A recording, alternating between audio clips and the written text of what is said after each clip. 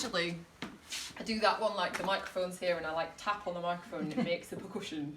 And then I was like, shit, like I got in here, I was like, oh God, there's no microphone, what am I going to do? So I was just like, I'll just do that. That's really hard to do for like a minute and a half, however long that was. So I'm not going to do that ever again.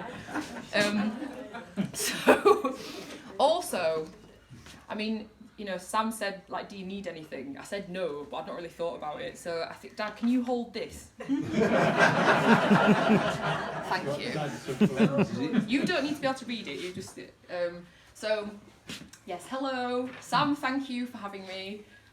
This is so nice. Like, I think the last time we came here was maybe to see James and Nancy, which was, like, very definitely pre-lockdown.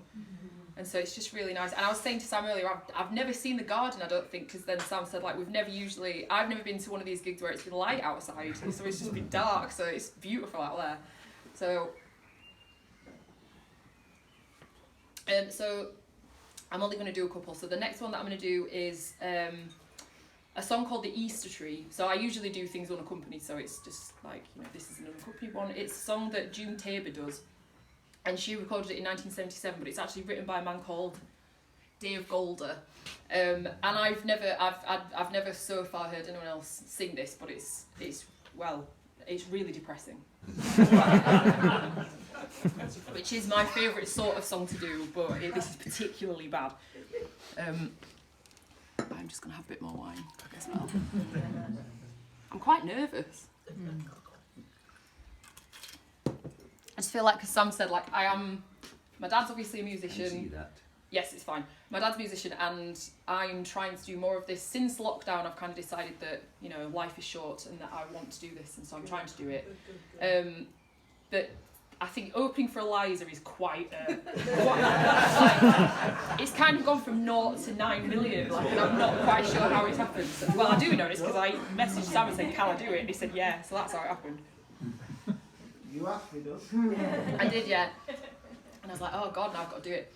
So, this is the Easter tree. I might not need them, it's just in case. Should always have the words just in case. Rain falls upon the Easter tree, the squirrel shakes his head and shivers in his red and sodden fur. The wind and water flatten out his ears and cause his streaming eyes to close. The smell of death is heavy in his nose. The sun dries out the Easter tree. The rabbit looks around and sees his shadow on the ground and runs for home. The songbird finds a strange and novel perch to shout his challenge to the day. The hair beneath his feet is turning grey. A man hangs from the Easter tree. His deathbed is a rope and strong nails have killed his hopes of climbing down. His jaws are locked in agony, are open for the flies to come and go. His eyes are in the belly of the crow. A dog sits by the Easter tree. Beneath the naked heels, his master or his meal will surely fall. When the rope is broken by the wind or the rusty nails release their withered load, the dog, well fed, continues down the road. Bones lie beneath the Easter tree. The skull, now full of sand, could never understand the reason why. The thread of life was broken by one that never cared to know their name.